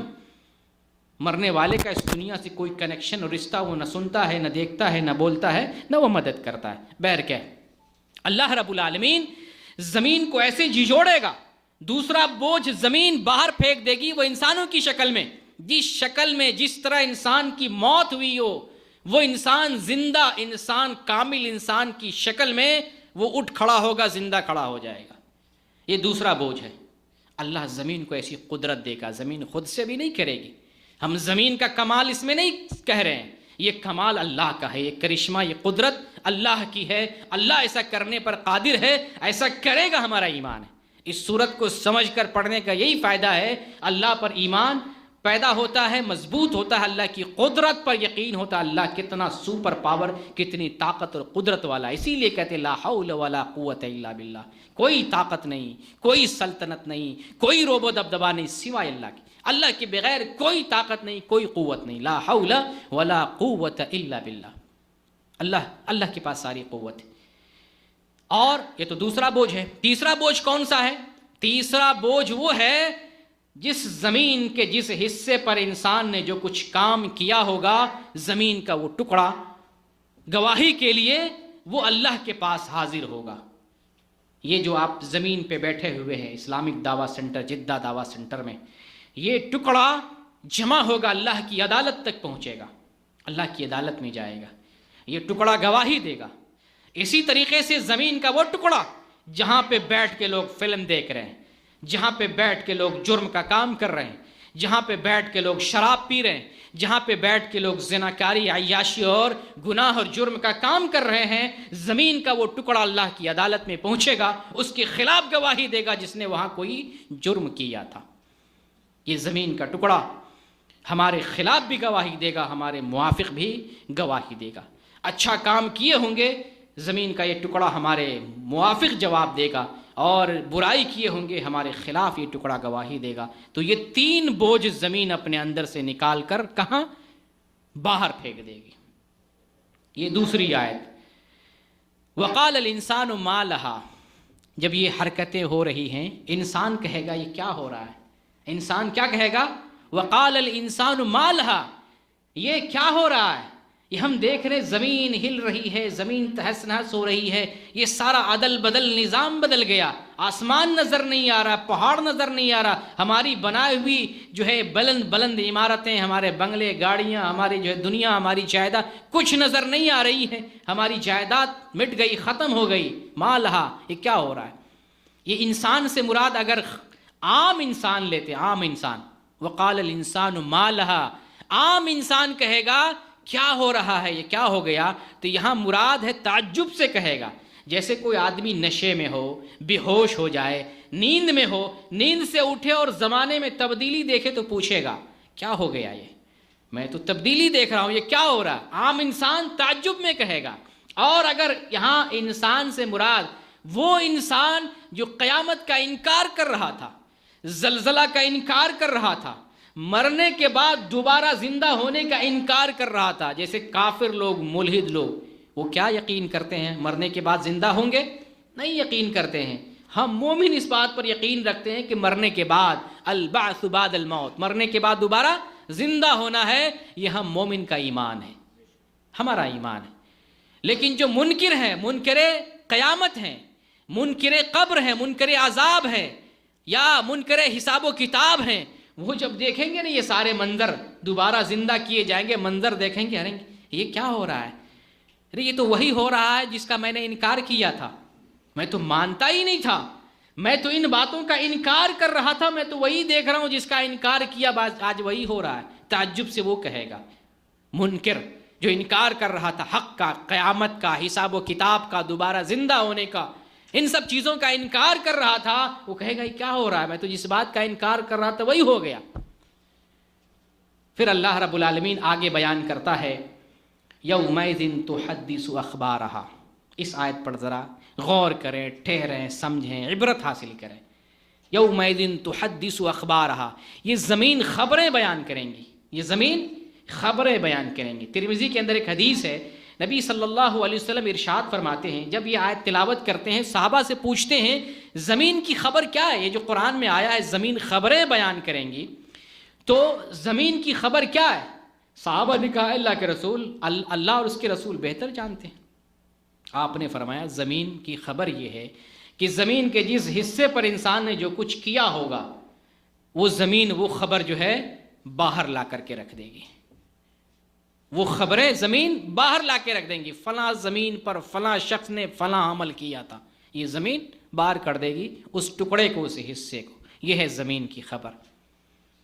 خوش نصیب ہم ہیں کہ یہ ٹکڑا ہماری گواہی کے لیے اللہ کی عدالت میں پہنچے گا۔ سبحان اللہ۔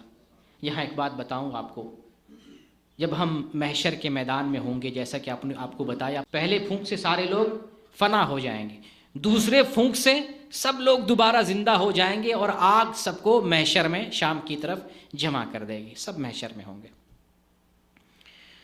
وہاں حساب و کتاب ہوگا، انبیاء سے گواہی لی جائے گی، آپ نے حق پہنچایا، آپ نے میرا پیغام پہنچایا، آپ نے میرا دین امت تک پہنچایا۔ انبیاء کہیں گے ہاں میں نے پہنچا دیا۔ اب امت کا کیا کام ہے؟ عمل کرنا ہے نا۔ ہم اگر عمل نہیں کرتے ہیں تو انبیاء قصوروار ہیں یا ہم قصوروار ہیں؟ ہم قصوروار ہیں۔ اب آگے والا پورشن دیکھیں جہاں حساب و کتاب ہو رہا ہے۔ اللہ رب العالمین جب حساب و کتاب لے گا بندے کا، حساب و کتاب جب بندوں کا لے گا، اللہ رب العالمین ہمارے لیے، ہر کسی کے لیے ہم سب کا رجسٹر پیش کر دے گا اس عدالت میں۔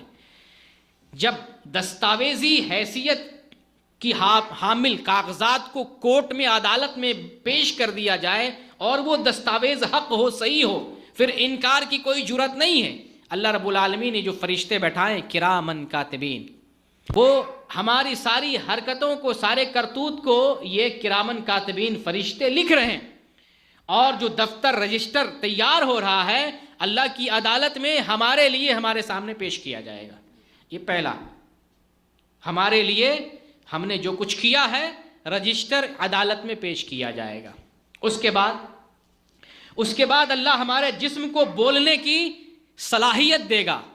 یہ زبان، یہ ہاتھ، یہ پیر، یہ جسم، یہ شرمگاہ، جس سے بھی ہم نے جو کچھ کیا ہے، یہ سارے اعضاء اللہ کی عدالت میں ہمارے لیے ہمارے خلاف بولیں گے۔ ہاتھ گواہی دے گا اللہ اس سے اس نے فلاں چیز کیا، فلاں کام کیا۔ پیر گواہی دے گا اللہ یہ چل چل کر فلاں فلاں جگہ گیا تھا۔ شرمگاہ گواہی دے گی اللہ اس سے فلاں فلاں حرام کام کیا تھا۔ پورا جسم، پورا بدن، یہ زبان گواہی دے گی اللہ اس نے یہ کام کیا۔ اللہ کی قدرت دیکھیں، پہلے نمبر پہ اللہ کی قدرت دیکھیں، جو چیز بول نہیں سکتی ہے اللہ بولنے کی طاقت اور صلاحیت دے گا۔ اور دوسرا یہاں سے نصیحت حاصل کریں کہ جب یہ ہمارا جسم ہمارے خلاف گواہی دے گا، اس جسم کو دنیا کی غلط چیزوں سے لذت نہ پہنچائیں۔ اس جسم کو لذت دینا ہے تو صحیح چیز سے، اس جسم کو اگر سکون دینا ہے تو جائز طریقے سے سکون پہنچائیں۔ اللہ تعالیٰ نے سکون پہنچانے کے لیے شادی کا نظام بنایا ہے۔ بیوی سے اپنی خواہش پوری کریں اور شہوتوں سے بچیں۔ یہاں عبرت اور نصیحت یہ ہے، یہ جسم جب ہمارا ساتھ نہیں دے گا، کاہے کو جو دھوکہ دینے والا ہے اس کو ہم لذت دے رہے ہیں۔ اگر ہمیں پتہ چلے کہ ہم بیوی کو کھلاتے ہیں پلاتے ہیں، پیٹھ پیچھے ہماری غیبت کر رہی ہے، ہماری برائی کر رہی ہے، ہمارے خلاف ہے، ہم سے محبت نہیں کرتی ہے، ہمارا دشمن ہے، اس بیوی کا کھانا پینا سب بند کر دیں گے۔ تو جب یہ جسم، یہ ہاتھ، یہ پیر، یہ شرمگاہ، یہ دل، دماغ، ہاتھ پیر ہمارے خلاف گواہی دیں گے، اس کو ہم جھوٹی لذت کیوں دیتے ہیں؟ غلط چیزوں سے لذت کیوں پہنچاتے ہیں؟ بری چیزوں سے لذت کیوں پہنچاتے ہیں؟ عبرت حاصل کریں۔ تو یہ جو اللہ رب العالمین اعضائے بدن کو بولنے کی صلاحیت دے گا اور یہ اعضائے بدن گواہی دیں گے اس بندے نے کس عضو سے، کس حصے سے کون سا کام کیا تھا۔ یہ دو کام ہوگی۔ پہلے نمبر پہ تو رسول نے گواہی دی، پھر اس کے بعد دستاویزی رجسٹر ہمارے لیے ہماری عدالت میں، پھر یہ جسم کے سارے اعضاء ہمارے خلاف گواہی دیں گے۔ انسان انکار کر سکتا ہے؟ نہیں کر سکتا، بالکل نہیں کرے گا۔ رجسٹر ہے، پھر ہاتھ اور پیر اس کو مہر لگا رہا، ہاں ٹھیک ہے، ہاں ٹھیک ہے، پیر کر رہا، ہاں ٹھیک ہے۔ جو کچھ رجسٹر میں لکھا ہوا ہے پورا جسم اس کو ثابت کر رہا ہے، تصدیق کر رہا ہے، مہر لگا رہا ہے۔ اب تیسرے نمبر پر زمین نے جو کچھ اگلا تھا، زمین کی گواہی پیش کی جائے گی۔ زمین کا ٹکڑا جہاں جہاں گئے تھے، جو کیے تھے، اندھیرا ہو، اجالا ہو، تاریکی ہو، جماعت ہو، سفر ہو، حضر ہو، گھر ہو، بار ہو، ہر جگہ کا زمین کا ٹکڑا ہمارے خلاف گواہی دے گی۔ وہ سارا ٹکڑا، یہاں نماز پڑھا تھا، یہاں تسبیح پڑھا تھا، یہاں حج کیا تھا، یہاں عمرہ کیا تھا، یہاں نیکی کیا تھا، اور برائیوں کے پورے دفتر کھول دیں گے۔ یہاں جرم کیا تھا، یہاں قتل کیا تھا، یہاں گالی دی تھی، یہاں مارا تھا، یہاں ستایا تھا، یہاں سے چوری کی تھی، یہاں زنا کیا تھا، یہاں فلاں کام کیا تھا۔ سارا پورا زندگی کا چٹھا لکھا سارا زمین کا وہ حصہ کھول دے گا۔ پھر انسان اقرار کر لے گا، ہاں میں نے کیا ہے۔ اور پھر اس کے بعد اللہ رب العالمین جنتیوں کو جنت کی طرف، سفید چہرے کی طرف، چمکتے ہوئے چہرے کی طرف جو ہے جنت کی طرف رواں کرے گا، جہنمیوں کا کالا چہرہ بنا کر جہنم کی طرف رخصت کرے گا۔ تو یہ جو اللہ رب العالمین نے ذکر کیا، یومئذ تحدث اخبارہا، زمین اپنے خبروں کو بیان کریں گی، ہر قسم کی یہ رپورٹ یہ زمین پیش کرے گی۔ اور آج کے زمانے میں ہم دیکھتے ہیں سیٹلائٹ کے ذریعہ کتنے سارے ترکی میں، شام میں کیمرے ٹوٹ گئے۔ اگر کیمرے ہر سارے محفوظ ہوتے بہت ساری چیزیں ہم دیکھ لیتے، لیکن گھر کا گھر تباہ ہو گیا، کیمرے تہس نہس ہو گئے۔ سیٹلائٹ کے ذریعے تصویر لی جا رہی کہ اس وقت کون سی پوزیشن ہے۔ جب انسانوں کے پاس یہ پاور ہے کہ تصویروں کو سیٹلائٹ سے قید کر سکے، اللہ رب العالمین کے پاس کتنا زبردست نظام اور قوت ہوگی۔ اللہ کا کیمرہ کیسا ہوگا جو زمین کے ذریعہ اپنی قدرت اور طاقت کے ذریعے ہماری ساری فلمیں بنا رہا ہوگا۔ پوری فلم ہماری تیار ہو رہی ہے۔ آج تو معمولی ہم منظر دیکھتے ہیں آفسوں میں اور جو ہے اداروں میں، مدرسوں میں، سڑکوں پہ اور ریڈ لائٹوں پہ، CCTV کیمرے لگے ہوئے، انسان کیا کر رہا ہے، کہاں جا رہا ہے، کہیں پر کوئی جرم ہوتا ہے کیمرے سے کھنگالا جاتا ہے، یہ کیسے واردات ہوئی ہے، یہ کیسے حادثہ ہوا، کیسے واقعہ ہوا، CCTV کیمرے سے چیک کیا جاتا ہے۔ اللہ کے پاس اس سے بڑا نظام، اللہ کے پاس اس سے بڑا نظام ہے، قوت ہے، پوری فلم ہماری تیار ہو رہی ہے، انکار کی کوئی جرات نہیں ہوگی۔ اس لیے بس یہ ففروا الی اللہ، زلزلہ آیا ہے، نصیحت حاصل کریں، بھاگیں اللہ، ففروا الی اللہ، اللہ کی طرف بھاگیں، اللہ کی طرف آ جائیں۔ اللہ نے عذاب بھیجا ہے، اللہ نے ڈرایا اور دھمکایا ہے، اللہ نے نصیحت کی ہے، ہمیں جگایا ہے، کتنے سوئے ہوئے انسانوں کو سلا دیا ہے۔ ہم جاگ رہے ہیں تو جاگ جائیں، اچھے سے جاگ جائیں اور اللہ کی طرف آ جائیں، اللہ کی بندگی کریں، اس کے حکم پر چلیں، اس کی کتاب کو پڑھیں، اس سے نصیحت حاصل کریں، جو کچھ کرنے کے لیے کہا ہے وہ کریں، جن چیزوں سے منع کیا ہے ان چیزوں سے رک جائیں۔ آگے اللہ رب العالمین ارشاد فرماتا ہے بِأَنَّ رَبَّكَ أَوْحَىٰ لَهَا، یہ زمین کیوں خبریں بیان کریں گی؟ اس لیے خبریں بیان کرے گی کہ اللہ اس کو یہی بیان کرنے کا حکم دیا ہوگا۔ اللہ زمین کو حکم دے اور زمین ٹھیک، انکار کی جرات نہیں ہے، زمین یہ نہیں کہہ سکتی ہے کہ نہیں فلاں آدمی نے رشوت دی ہے، میں تو اس کے خلاف نہیں بول سکتا۔ نصیحت حاصل کرنا، یہ دنیا کی جو جھوٹی عدالتیں ہیں ان سے ہم جھوٹے فیصلے کروا لیتے ہیں، رشوت دے کر، پیسہ دے کر کے، زبردستی، طاقت کے بل پر، قوت کے بل پر حکومتوں کو زیر نگوں کر کے عدالت سے اپنے حق میں فیصلہ کروا لیتے ہیں، اگرچہ ہم ناحق پر ہوں۔ لیکن اللہ کی عدالت میں کوئی رشوت نہیں، کوئی مددگار نہیں، کوئی ملجا، کوئی ماوا، کوئی بھاگنے کا راستہ نہیں، کوئی مفر نہیں۔ جو ہوا ہے پوری فلم، پوری ڈاکومنٹری اور پورے ثبوت موجود ہیں، اللہ رب العالمین وہ ہمارے سامنے ہمارے پیش کرے گا اور انکار کی کوئی جرات نہیں ہوگی۔ تو اللہ زمین کو آرڈر کرے گا تم اپنی خبریں بیان کرو، تم اپنی ویڈیو فلم، آج سیٹلائٹ سے لوگ فلمیں تیار کر رہے ہیں، تصویریں دیکھ رہے ہیں، اللہ زمین کیونکہ آسمان کو توڑ دے گا، آسمان کو اللہ تابے کی طرح پگھلا دے گا، پہاڑوں کو روئی، دھنے ہوئے روئی کی طرح اڑا دے گا، ہوا منصورہ، ذروں میں تبدیل کر دے گا، اور اس زمین کو کہے گا تم نے جو فلم بنائی ہے اپنے کیمرے سے ساری چیزیں بیان کر دو۔ اس زمین پر تو پیر پڑتا ہے انسان کا، ساری فلم زمین جو ہے ساری چیزیں اگل دیں گی اور زمین انکار نہیں کرے گی۔ یہاں سے نصیحت لینا ہے کہ اللہ زمین کو حکم دے رہا ہے، زمین نہیں رشوت لے رہی ہے، نہ زمین انکار کر رہی ہے، ہم کیوں اللہ کے حکم سے انکار کرتے ہیں؟ اللہ نے جو حکم دیا ہم اس پر عمل کریں، اللہ نے جو بتایا، جو خبر دی ہے ہم اس پر عمل کریں۔ آگے اللہ رب العالمین ارشاد فرماتا ہے یومئذ یصدر الناس اشتاتا لیروا اعمالہم، اس روز لوگ مختلف جماعتیں بن کر واپس لوٹیں گے تاکہ انہیں اعمال دکھائے جائیں۔ اس دن جس دن زلزلہ قیامت آئے گی، زلزلہ برپا ہوگا، زمین تہس نہس کر دی جائے گی، جوڑ دی جائے گی، لوگ اپنی قبروں سے نکل کھڑے ہوں گے، اللہ ان کو حساب و کتاب کی طرف لے جائے گا ان سب کو، تاکہ ان کو اعمال نامے دکھا سکے، ان پر حجت تمام کر سکے کہ تم نے دنیا میں کیا کیا ہے۔ اللہ ان لوگوں پر ان کے اعمال کو پیش کرے گا، انہیں زندہ کھڑا کرے گا پورے انسان کی طرح۔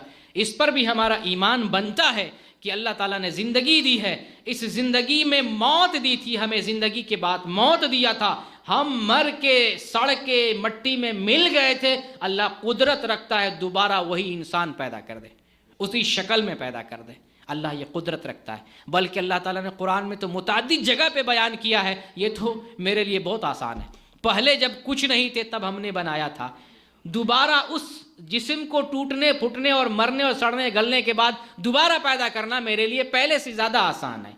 تو اس پر بھی ہمارا ایمان بنتا ہے کہ اللہ کتنا قدیر ہے، کتنا قادر ہے، کتنا قادر مطلق ہے کہ یہ ایسی طاقت رکھتا ہے کہ انسان فنا ہو جائے، ذرات میں تبدیل ہو جائے اور اس کو لمحے میں پورے انسانی شکل میں اللہ کھڑا کر دے۔ اللہ کی اس قدرت پر، اس کرشمے پر ایمان لانا، اللہ کتنے سپر پاور ہے۔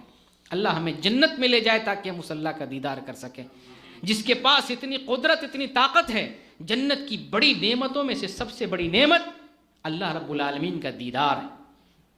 تو یہ دیدار اس اللہ کو جو اتنی قدرت رکھتا ہے، اتنی طاقت رکھتا ہے، بتائیے ہم انسان ایک پرزے کو یہ توڑ دیں، اس کو مچوڑ دیں، اس کو بنانے کے لیے فیکٹری چاہیے، انجینئرنگ چاہیے، ٹیکنالوجی چاہیے، انسان چاہیے، وقت چاہیے، اللہ کو کچھ نہیں چاہیے۔ اس انسان سڑ گل جائے، مٹی میں مل جائے، ذرات میں تبدیل ہو جائے، جلا کر راکھ کر دے، جلا کر انسان کو راکھ کر دے، اللہ اسے کہے گا ہو جائے انسان، ہو جا، کن فیکون، اللہ حکم دیتا ہو جا اور وہ ہو جاتا ہے۔ یہ اللہ کی قدرت ہے۔ میرے بھائی، اللہ کی قدرت پر ہمیں ایمان لانا ہے۔ یہ جو انسانوں پر یقین کیا جاتا ہے، وہ کرشمے کرتے ہیں، وہ بچا لیتے ہیں، وہ طاقت رکھتے ہیں، یہ جو جادو کرتے ہیں، یہ سب جھوٹے بکواس ہیں انسانوں کے بنائے۔ قدرت تو اللہ کے پاس ہے، طاقت اللہ کے پاس ہے۔ تو لوگوں کو اللہ تعالیٰ قیامت میں گروہوں میں لے کے جائے گا، اٹھائے گا، واپس لوگ پلٹیں گے تاکہ یہ لوگ اپنے اعمال دکھائے جائیں۔ آگے اللہ رب العالمین ارشاد فرماتا ہے فَمَن يَعْمَلْ مِثْقَالَ ذَرَّةٍ خَيْرًا يَرَهُ، جو شخص ذرہ برابر بھی خیر کیا ہوگا وہاں دیکھے گا۔ یہ ہے فلم، ایسی فلم بنائی جا رہی ہے کہ اس میں ایک ذرہ بھی ہماری زندگی کا نہیں چھوٹے گا۔ جیسے ہم کسی کیمرے سے پوری، حالانکہ ہمارا کیمرہ بہت کمزور ہے، جیسے ابھی ہم فلم بنا رہے ہیں، ویڈیو بنا رہے ہیں، صرف میرا لے رہا ہے، اگر چاروں طرف بھی گھما دے تو چاروں طرف کا پورا نہیں لے سکتا، نیچے کا، تہوں کا، اوپر کا، نیچے کا، ذرے کا نہیں لے سکتا۔ اللہ کا جو کیمرہ ہے وہ قید کر رہا ہے ہماری چھوٹی سی چھوٹی بات کو، چھوٹی سی چھوٹی بات کو وہ کیمرہ قید کر رہا ہے، اور انسان اس چیز کو آخرت میں پائے گا۔ ذرہ کسے کہتے ہیں؟ ایک تو بعض علماء نے کہا ذرہ چھوٹی چیونٹی کو کہتے ہیں۔ کس کو؟ چھوٹی چیونٹی کو۔ اور ذرہ وہ بھی ہے جب گرد و غبار سے دھول اڑتی ہے، دھول جس کو ہم دیکھتے ہیں، گرد و غبار اڑتے ہوئے ذرات، اور جب کھڑکی سے جھانکتے ہیں سورج کی شعاؤں میں جو گرد دیکھتے ہیں، غبار دیکھتے ہیں، وہ اصل ذرہ ہے، جس کو ہم آنکھوں سے یوں ہی ایسے ابھی نہیں دیکھ سکتے، لیکن جب سورج کی شعاع پڑے تو آپ کو ذرات کچھ نظر آئیں گے، وہ ذرہ ہے۔ اللہ رب العالمین ایسی نیکی کو بھی قید کر رہا ہے۔ سبحان اللہ، اللہ کی طاقت دیکھیے، اللہ کی قدرت دیکھیے، اللہ کا کیمرہ دیکھیے، اللہ کا انتظام دیکھیے کہ ذرے جیسی جو نیکی ہم کر رہے ہیں اللہ اس کو ریکارڈ کر رہا ہے، اور آخرت میں اس نیکی کو بھی پیش کیا جائے گا۔ جو آدمی دیکھے گا کہ میرے ذرہ برابر کی بھی نیکی میری موجود ہے، وہ تو خوش ہو جائے گا۔ لیکن جب اگلی آیت ہے فَمَن يَعْمَلْ مِثْقَالَ ذَرَّةٍ خَيْرًا يَرَهُ وَمَن يَعْمَلْ مِثْقَالَ ذَرَّةٍ شَرًّا يَرَهُ، اور اللہ رب العالمین اس دن انسان کے چھوٹے سے چھوٹے عمل کو بھی پیش کر دے گا۔ ذرہ برابر بھی اس نے شر کیا ہوگا، برائی کی ہوگی، وہ انسان اس دن حساب و کتاب کے دن دیکھ لے گا۔ یہ اس ذرے کی بات ہے کہ جو سورج کی شعاع میں جو ذرہ دیکھ رہے ہیں آنکھوں سے، جو عام طور سے نظر نہیں آتا ہے، اس ذرے کے برابر بھی اگر ہم گناہ کرتے ہیں تو اس گناہ کو اپنے رجسٹر میں ہم پائیں گے، اور اس کا ثبوت ہمیں ملے گا۔ ہمارے اعضائے بدن گواہی دیں گے، یا زمین کا ٹکڑا گواہی دے گا، یا وہ ڈاکومنٹری، وہ جو فلم ہمارے لیے تیار کی جا رہی ہے، زندگی کی فلم، اس فلم کے اندر ہمارا وہ ثبوت موجود ہوگا، اور انسان اعتراف کر لے گا کہ ہاں میں نے ایسا کیا تھا۔ تو ذرہ برابر اس نے نیکی کا کام کیا ہو، ذرہ برابر اس نے اچھائی اور برائی کا کام کیا ہو، انسان دیکھ لے گا۔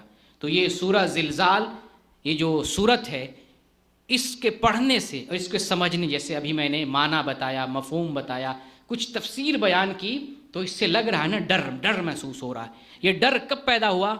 جب ہم نے اس کا معنی سمجھا، جب ہم نے اس کا مفہوم سمجھنے کی کوشش کی۔ اگر اس کو سمجھ کے نہ پڑھیں، سورہ زلزال کو 1000 دفعہ پڑھیں گے، کوئی ڈر نہیں محسوس ہوگا۔ اس لیے میں آپ کو دعوت دیتا ہوں کہ قرآن کو سمجھ کر پڑھیں۔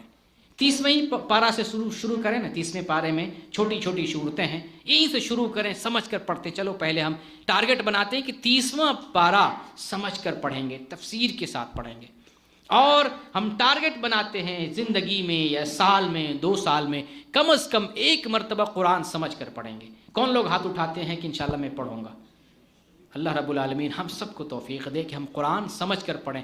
یہ قرآن صرف اس لیے نہیں کہ ہمیں جو ہے ایک حرف پہ 10 نیکی ملے گی، نہیں، اس لیے کہ یہ ہمارے لیے اللہ کا حکم ہے، زندگی کیسے گزارنی ہے، اللہ نے کیا پیغام دیا ہے، کن چیزوں سے منع کیا ہے، اس چیز کو جاننے کے لیے ہمارا فریضہ ہے کہ ہم اس چیز کو پڑھیں۔ اللہ نے کیا بتایا ہے، اللہ نے کس سے منع کیا، بغیر پڑھے مولوی سے تو تھوڑی بات سن لیں گے، ادھر ادھر 1-2 جلسے میں چلے گئے، 1-2 اجتماع میں چلے گئے، 1-2 پروگرام میں کچھ بات، جیسے آج جو پہلی مرتبہ آئیں گے دوسری مرتبہ کبھی نہیں آئیں گے، تو سورہ زلزال کا اسے معنی مفہوم پتہ چلا۔ لیکن اس طریقے سے قرآن میں 113 مزید آئے صورتیں 114 صورتیں ہیں، ایک صورت آپ کو معلوم ہوا ہے، ابھی 113 صورتیں باقی ہیں، ان کو بھی تو جاننا ہے۔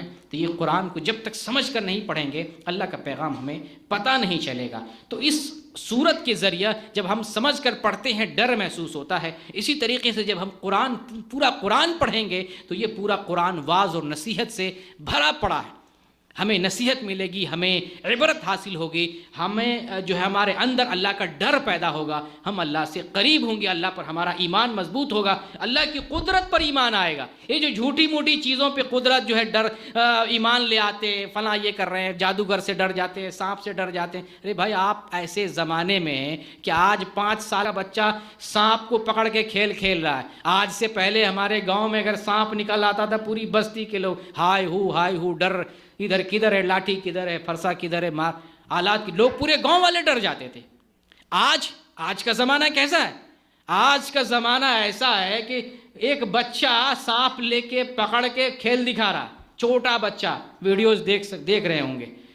آج سے پہلے گاؤں میں ایک مرڈر ہو جاتا تھا، پوری بستی میں دہشت، کمزور دل والے کئی دن سو نہیں پاتے تھے، ہے کہ نہیں؟ ایسا ہی معاملہ ہے نا، گاؤں دیہات میں اگر کسی کا مرڈر ہو جائے آنکھوں سے خون دیکھ لیتا تھا۔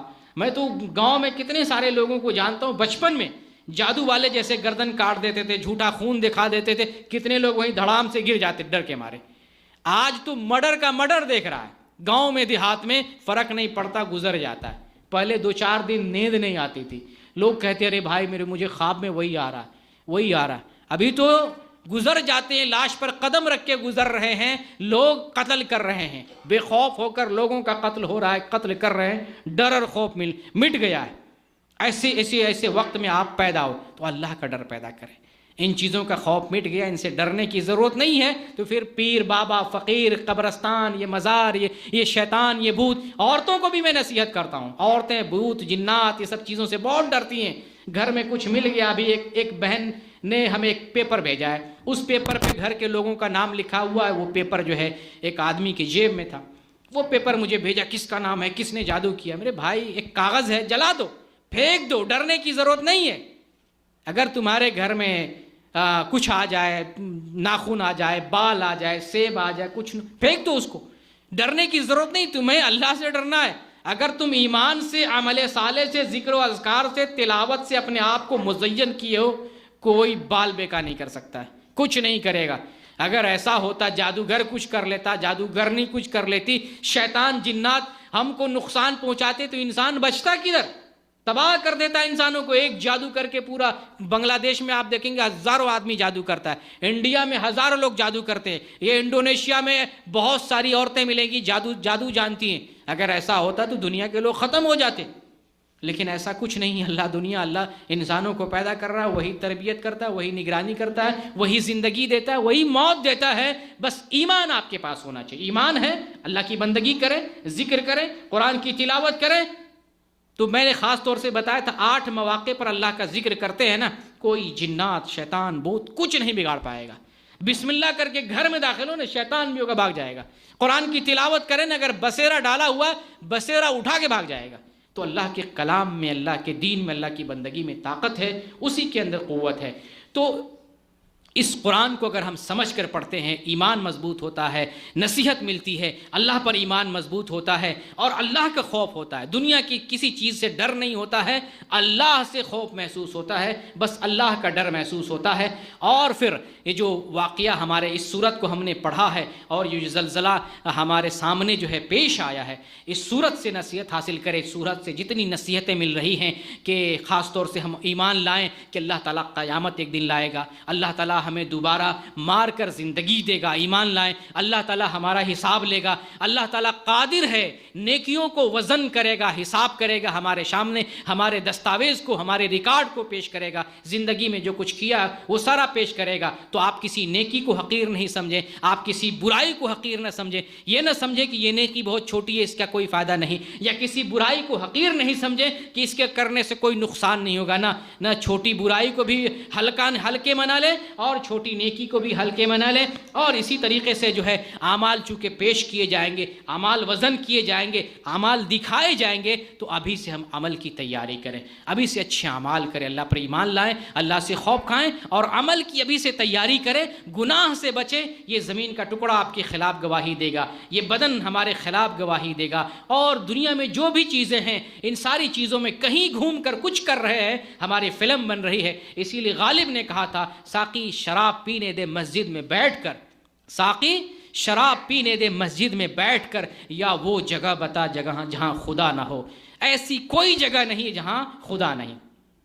یہ اس معنی میں نہیں کہ اللہ ہر جگہ موجود ہے، نہیں، یہ صوفیوں کا عقیدہ ہے۔ اللہ اپنی ذات کے اعتبار سے عرش پر ہے، لیکن اپنے علم کے اعتبار سے اللہ ہر چیز کو دیکھتا ہے، ہر چیز کو جانتا ہے۔ تو اس اعتبار سے ہم کہیں بھی جرم کرتے ہیں، ہم کہیں بھی گناہ کرتے ہیں، اللہ ہمیں دیکھ رہا ہے، ہماری حرکتوں سے باخبر ہے، لہٰذا کہیں چھپ کر آپ گناہ کر رہے ہیں یہ نہ سمجھے کوئی نہیں دیکھ رہا ہے۔ تنہائی میں رات کے اکیلے میں موبائل پر غلط فلم دیکھ رہے ہیں، غلط تصویر دیکھ رہے ہیں، ناجائز طریقے سے، غلط طریقے سے شہوت پوری کر رہے ہیں، لڑکیوں سے چیٹنگ کر رہے ہیں، کسی کے ساتھ جو ہے گندی بات کر رہے ہیں، یا اپنی زندگی اور جوانی کو غلط چیزوں سے میں لگا رہے ہیں، لذت دے رہے ہیں، اللہ ساری چیزوں کو دیکھ رہا ہے، اس کی فلم بن رہی ہے، یہ ریکارڈ کیا جا رہا ہے۔ اس لیے گناہوں سے ڈریں، اللہ کا خوف کھائیں، قیامت پر ایمان لائیں، اور قیامت کا تصور اپنے ذہن میں رکھیں، قیامت کے بعد دوبارہ زندہ کیے جائیں گے، اس کو ہمیشہ نظروں کے سامنے رکھیں، عمل کی تیاری کرتے رہیں، آخرت کی تیاری کرتے رہیں، اور اس صورت میں جو اللہ تعالیٰ نے عبرت کی چیزیں بیان کی ہیں، اور میں نے آپ کے سامنے جو بیان کیا ہے،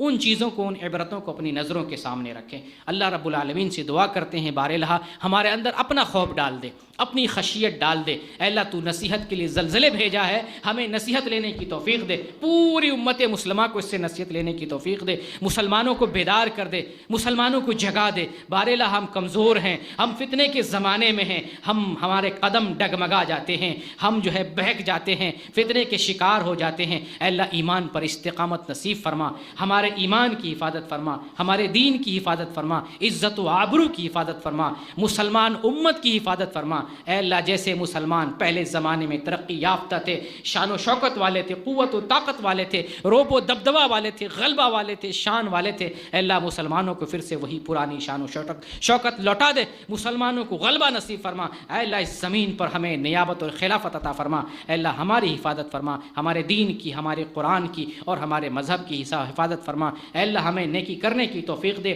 چھوٹی سے چھوٹی برائی سے بچنے کی توفیق دے، اور چھوٹی سے چھوٹی نیکی کرنے کی توفیق دے۔ اے اللہ ہماری ماں بہنوں کو جو ہے دین کا کام کرنے اور انہیں جو ہے شرک سے، بدعت سے بچنے کی توفیق دے، پوری امت مسلمہ کو گناہوں سے بچنے کی توفیق دے۔ بار الہ خاص طور سے ہم ترکی کے مسلمانوں کے لیے اور شام کے مسلمانوں کے لیے دعا کرتے ہیں جو دنیا سے چلے گئے، ان سب لوگوں کو شہید کا درجہ اور رتبہ عطا فرما دے، ان کی نیکیوں کو قبول فرما لے۔ جو لوگ مجروح ہیں ان کو جلد از جلد شفا یابی نصیب فرما، جو لوگ بغیر گھر کے ادھر ادھر بھٹک رہے ہیں ان سب لوگوں کو سر کا سایہ جو ہے نصیب فرما، ان کو گھر عطا فرما دے، اور جو مسلمان جو ہے دنیا میں صاحب ثروت ہیں، صاحب دولت ہیں، ان کو توفیق دے کہ سوریہ اور شام کے مسلمان اور ترکی کے مسلمانوں کی مدد کر سکیں۔ بار الہ ان کی حفاظت فرما، جو لوگ ابھی بھی خطرے میں ہیں ان کے خطرے کو ٹال دے، اور دنیا میں جہاں جہاں مسلمان ہیں ان سب کو اپنی پناہ میں لے، ہماری حفاظت فرما، دین اور ایمان کی حفاظت فرما،